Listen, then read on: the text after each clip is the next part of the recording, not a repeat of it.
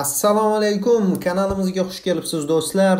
Bugun sizlar bilan birgalikda navbatdagi tahlilni ko'rib chiqamiz va bu biz uchun juda muhim bo'lgan Eron hamda O'zbekiston o'rtasidagi Jahon chempionati saralashi uchrashuvi edi. Super o'yin guvohi bo'ldik. Dastlabki daqiqalardanoq jamoamiz yaxshi pressingni ko'rsatishdi va o'yin natijalari, o'yindan keyingi fikrlar va umuman butun o'yin haqida ushbu videoda birgalikda gaplashamiz. Qani boshladik. Demak, tarkiblarga e'tibor qaratadigan bo'lsak, dastlabki o'zgarish bu Jaloliddin Masharipov bilan bog'liq edi. Qirg'izistonga qarshi uchrashuvda keraksiz joyda sariq kartochka olib, kechagi o'yinni o'tkazib yuborishga majbur bo'ldi. Uning o'rnida esa o'ng qanotda Hojimat Erkinov harakat qildi va Hojimat Erkinov juda ajoyib o'yin o'tkazdi deyishimiz mumkin. Keyingi majburiy o'zgarish Oston Nurunov ham maydonga tusha olmadi va navbatdagi o'zgarish esa majburiy emas, bu nisbatan profilga bog'liq masala deb o'ylayman, chunki avvalgi o'yinda biz Abdulla Abdullayevni ko'rgan edik. Kecha esa maydonda Umar Eshmurodov harakat qildi.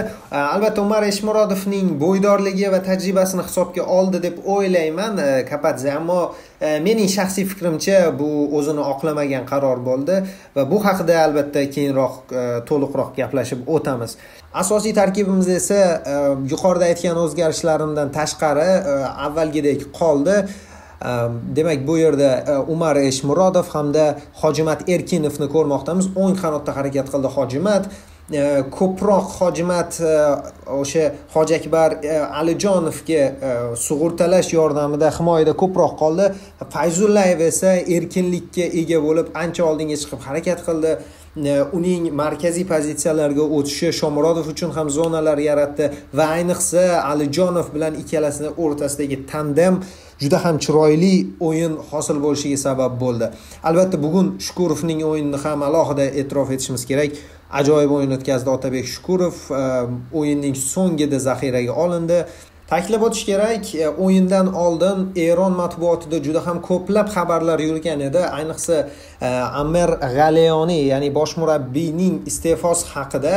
Bu nafaqat futbol masalasida, balki bunda siyosiy masalalar ham bor deyishdi. Albatta bu masalalarni qanday hal bo'lishini keyin birgalikda kuzatamiz. Uning tarkibi esa hech qanaqa o'zgarishsiz qoldi. Avvalgi o'yinlarda tushirgan tarkibini maydonda ko'rdik. O'yinning dastlabki startida Eron doimgidek bosim bilan boshladi, ammo ikkinchi o'yindayoq aytishimiz mumkin Kapadzening chizgilari ko'rinishni boshladi. O'sha Kapadzening yoshlar jamoasida ko'rsatgan o'yinlari, pressinglar, o'yindagi turli xil kreativlik, ayniqsa uchtalik himoyachi bilan o'ynaganimizda yon qanotlardagi himoyachilarning yoki vingerlar ham deyishimiz mumkin, Sayfiyev hamda Hojakbar Alijonovning ancha yuqoriga ko'tarilib hujumda yordam berishini guvohi bo'ldik va bu bizga dastlabki daqiqalardayoq bir nechta vaziyatlar yaratishimiz imkoniyatini berdi. Va birinchi golimizning ham kelishi uzoqqa cho'zilmadi. Bu 12-daqiqadayoq Hojakbar Alijonov tomonidan kiritildi. Ajoyib hujum tashkil qilindi. Aytib o'tishim kerak, ayniqsa O'tkir Yusupovdan uzatma va ikkinchi qavatda birinchi to'pni olganligimiz, keyin e'tibor bering pozitsiyalariga, ayniqsa Farruh Sayfiyevning pozitsiyasi, u himoyachi sifatida Katanes vaqtida biz ko'rishga o'rganib qolgandik, u juda ham kam oldinga o'tardi, ammo bu vaziyatda bu 12-daqiqa Eron bilan mehmonda Ozodiy stadionida o'ynayapmiz. Hisob 0-0. Biz quvlovchi emasmiz. Hattoki shunaqa vaziyatda ham uning shunchalik oldinga o'tib, Abbos bilan birgalikda bo'shliqqa chiqib ketganligi bu Temur Kapadzening chizgisi deb o'ylayman va ajoyib uzatma. Albatta himoyachi biroz xatoga yo'l qo'ydi, ammo uzatma Farruh Sayfiyevdan juda ham mukammal bo'ldi va zarbada esa Hojimat xato qilmadi va dastlabki daqiqalardanoq biz tezkor gol bilan oldinga o'tib oldik. Bu yog'iga Eron bosimni davom ettirdi, albatta hisobda ortda borayotgan edi, ammo ta'kidlab o'tish kerakki, O'zbekiston tishsiz ko'rinmayotgan edi. Ya'ni O'zbekistonda zaxira bor edi. Hujumga o'tganimizda xavfliroq ko'rinayotgan edik. Shunaqa bo'lishiga qaramasdan Eron bosimni kuchaytirdi, albatta uyda o'ynadi. Ayniqsa himoyaga qaytgan vaqtimiz yuqori liniyada 1-2 marta o'tib ketishdi. Sardor Azmun 1-1 chiqib ketdi, vaziyatdan foydalana olmadi. Ammo umuman oladigan bo'lsak, birinchi taymda yomon himoyalanmadik. Ammo afsuski ikkinchi taymga o'tganimizdan keyin jamoamizning himoyasida palapartishliklar ko'payishni boshlandi. Bunga asosan eronliklarning ikkinchi qavatdan to'pni qayta uzataverishganligi va bu bizning uchtalik himoyamizda palapartishlik yuzaga keltirganligidan bo'ldi. Mening fikrimcha bunga asosiy sabab Husniddin Aliqulovning yo'qligi, chunki Husniddin Aliqulov ikkinchi qavatda asosiy futbolchilarimizdan biri. Aytishimiz mumkin, Husanov bizning eng yaxshi himoyachimiz deb. Lekin Husanov birinchidan ikkitalik himoyachi chizig'ida o'ynashga o'rganyapti. Ikkinchidan himoyaning markazida u asosiy futbolchi, ya'ni lider bo'lishga hali o'rganmagan. Zo'r futbolchi, ya'ni himoyada tezkor, har tomonlama jismoniy jihatdan, paslar jihatdan zo'r futbolchi. Lekin himoyani boshqarish bu tajriba bilan olinadigan narsa-da. Buni biz ko'rishimiz mumkin mana shu Yevropa futbolida ham Inigo va Kubarsi juftligida. Har qanaqa holat bo'lmasin, Kubarsi bir nechta o'yinda xatolarga yo'l qo'yadi. Bunda Inigo o'zining liderligi bilan uni boshqaradi. Endi turli xil holatlar to'g'ri, ammo e'tiborga olish kerakki, bugun kechagi o'yinda Husanov yomon o'ynadi. Albatta Husanov haqida ko'p gapirishimiz mumkin. Mening tashxisim bu Husniddin Aliqulovning yo'qligi. Buning ustiga Umar Eshmurodovdan ko'proq narsa kutgan edim. Umar Eshmurodovning tushirganligidan asosiy sabab, menimcha Kapadze ham shuni xohladi. Umar Eshmurodovning tushishidan asosiy maqsad bu himoyani boshqarish edi. To'g'ri, Husanov markazda bo'lishi mumkin, uchtalikni markaziy himoyani.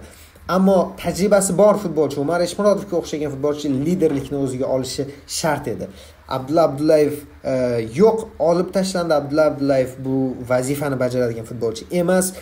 Shunda Husniddin Aliqulovning o'rnini bosadigan futbolchi bizda topilmadi va buni bizda bosim va qayta hujumlar natijasida Eron oxiri jazolab ketdi. Va kutilganidek ko'plab foydalanilmagan imkoniyatlardan so'ng Eron 52-daqiqada Taremining tan olish kerak juda ajoyib zarbasi bilan hisobni tenglashtirdi, 1-1 qildi. Kutilmagan joyda xatoga yo'l qo'ydi Alijonov va outdan to'pni to'g'ridan-to'g'ri oyog'iga tashlab berdi va Taremi foydalanib ketdi. Taremining zarbasi jahon klassidagi zarba edi.